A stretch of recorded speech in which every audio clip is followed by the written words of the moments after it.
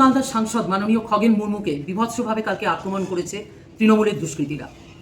এই বিষয়টা এমন একটা বিষয়, এমনভাবে ওনাকে অ্যাটাক করা হয়েছে যেখানে আমরা দেখেছি ঠিক কাশ্মীরি স্টাইলে আমরা দেখেছি স্টোন পেন্টিং করতে, এবং পাথর দিয়ে পাথর বৃষ্টি হয়েছে ওনার ওপরে, এবং সামনে থেকে একদম বড় পাথর দিয়ে ওনার মুখের ওপর মারা হয়েছে, ফ্রন্টাল ফেশিয়াল অ্যাট্যাক। এবং এই ধরনের অ্যাট্যাক কোনো সাধারণ জনতা যারা আজকে ফ্লাডের জন্য বিভিন্নভাবে অ্যাফেক্টেড তারা এগুলো করে না, তারা ত্রাণের জন্য এগুলো করে, তারা কখনো করেন না, তারা ভিড়ভাড় করতে পারেন।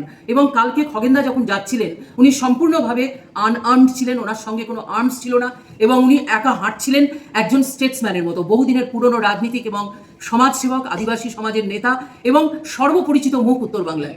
সেখানে যারা তার উপর অ্যাটাক করলো, যে এরিয়া দিয়ে উনি যাচ্ছিলেন সেটা বিজেপির এরিয়া, কিন্তু তা সত্ত্বেও যারা অ্যাটাক করলো, যে সমস্ত নাম আমরা আমাদের সম্মানীয় বিরোধী দলনেতা শুভেন্দু অধিকারী দিয়েছেন, সেই নামগুলো নিশ্চয়ই সোশ্যাল মিডিয়াতে আপনারাও দেখতে পেয়েছেন। এরা কারা, এই প্রশ্নটা আমাদের কাছে আসছে।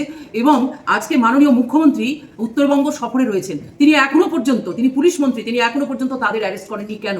এবং পুলিশের উর্দি পরে যারা দাঁড়িয়েছিল কোনায়, তারা কারা? তারা কি পুলিশ, প্রকৃত পুলিশ, না তারা পুলিশের উর্দি পরে তারা ইম্পারসোনেট করছিলেন? তাদেরকে ধরতে হবে, তাদেরকে কেন অ্যারেস্ট করা হয়নি? তারা কেন দাঁড়িয়ে দাঁড়িয়ে দেখছিলেন? সে পুলিশই হোক আর পুলিশের উর্দি পরে কোনো দুষ্কৃতী হোক যারা ওখানে দাঁড়িয়েছিলেন। এবং সেই সঙ্গে আজকে যারা এই কার্য করেছেন, যারা এভাবে পাথর মেরেছেন, এই পাথরবাজির পেছনে মাস্টার মাইন্ড কে?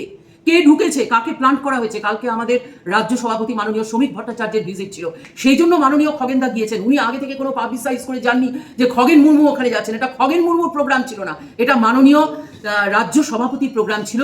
সেখানে তিনি বিভিন্ন বিধায়ক, বিভিন্ন উত্তরবঙ্গের সাংসদদেরকে যোগদান করতে বলেছিলেন, এবং মাননীয় সাংসদ খগেন মুর্মু তিনি সেখানে কেবলমাত্র সামাজিক সহায়তা করার জন্য, মানুষকে সহায়তা করার জন্য, গরিব মানুষকে যারা জলমগ্ন হয়েছেন তার জন্য তিনি সেখানে উপস্থিত হয়েছিলেন। তাহলে কে আছে তার পেছনে মাস্টার মাইন্ড? যারা আমাদের রাজ্য সভাপতি থেকে শুরু করে, সম্মানীয় খগেন মুর্মু থেকে শুরু করে, আমাদের মনোজ ওরাও থেকে শুরু করে, আমাদের শঙ্কর ঘোষ পর্যন্ত যারা অ্যাটাক করার জন্য একদম মারমুখী হয়েছিলেন, তারা কারা? এই প্রশ্ন আজকে আমাদের সামনে আসছে। এবং তাদেরকে কেন অ্যারেস্ট করা হলো না? যদি অ্যারেস্ট করা হলোই না, তাহলে আমার খগেনদা আমার কলিগ, এবং আমি মালদা উত্তর থেকে উনি কন্টেস্ট করেন, মাত্রা দক্ষিণ থেকে আমি করি। আমি প্রত্যেক বছর ওনাকে ভাইফোঁটা দিই। আমি ওনার পক্ষ থেকে, ওনার পরিবারের পক্ষ থেকে সিবিআই ডিমান্ড করছি। আজকে সিবিআই এবং এনআইএ এর হাতে এই তদন্ত তুলে দিতে হবে যে একজন সাংসদকে এভাবে মারার অধিকার কার আছে, এবং শুধু মারার অধিকার নয়, মারার সাহসটা কি করে হলো? কোথা থেকে তারা এখানে ঢুকেছে? কোথা থেকে তাদেরকে ইম্পোর্ট করা হয়েছে? তারা কারা? এবং এর পেছনে তৃণমূলের মাস্টার মাইন্ড কে আছে, দুষ্কৃতী কে আছে?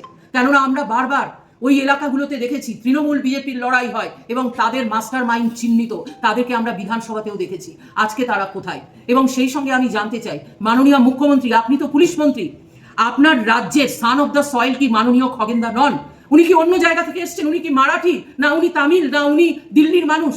উনি তো আমাদের পশ্চিমবাংলায় দীর্ঘদিন ধরে, আজকে প্রায় 40 বছর ধরে উনি রাজনীতি করছেন, মানুষের সেবা করছেন, এবং উনি আজকে বিজেপির সাংসদ হয়েছে বলে আপনি বলছেন একটা ইনসিডেন্ট হয়েছিল। What you mean by an incident?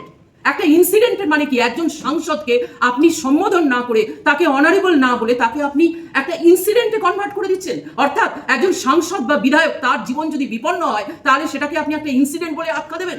এই হচ্ছে আপনার মার্জিত পলিটিক্স, এই হচ্ছে আপনার রাজনীতি।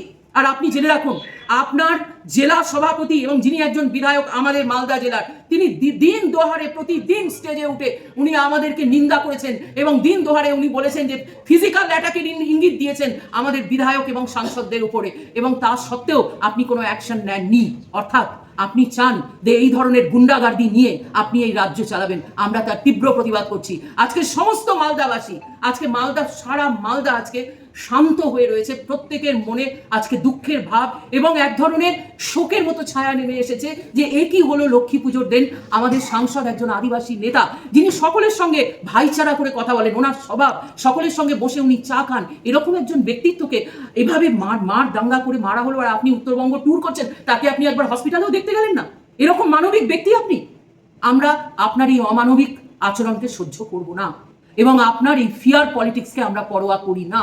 আমরা আপনার এই যে ফিয়ার পলিটিক্স করে আপনি আমাদেরকে ঘরে ঢুকিয়ে দেন, সেটা আপনি আগে সক্ষম হয়েছেন, 2016-তে সক্ষম হয়েছেন, 19-এ সক্ষম হয়েছেন, 21-এ সক্ষম হয়েছেন, 26-এ আপনি সক্ষম হতে পারবেন না। তাই আপনাকে আমি একজন খগেনদার কলিগ হিসাবে এবং তার ছোট বোন হিসাবে মালদা জেলার সমস্ত জনসাধারণের পক্ষ থেকে আমি নিন্দা করছি এবং আপনাকে অনুরোধ করছি অবিলম্বে যারা এই ঘটনার জন্য দায়ী তাদেরকে চিহ্নিত করা গেছে তাদেরকে ইমিডিয়েটলি আপনি অ্যারেস্ট করুন এবং আপনি যদি অ্যারেস্ট না করেন তাহলে এই কেস সিবিআই এবং এনআইএ কে যেন দেওয়া হয় তার জন্য আমরা হাইকোর্ট সুপ্রিম কোর্ট যাব এবং শুধু হাইকোর্ট সুপ্রিম কোর্ট নয় দরকার হলে আমরা রাষ্ট্রপতি পর্যন্ত যাব।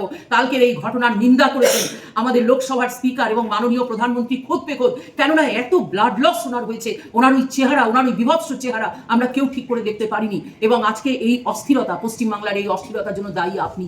খগেনদার যদি কিছু ঘটনা ঘটে যায় তার জন্য দায়ী আপনি, ওনার শরীরে যদি কোনো চোট পার্মানেন্ট থেকে যায় তার জন্য দায়ী থাকবেন আপনি এবং আপনাকে কিন্তু আমরা এই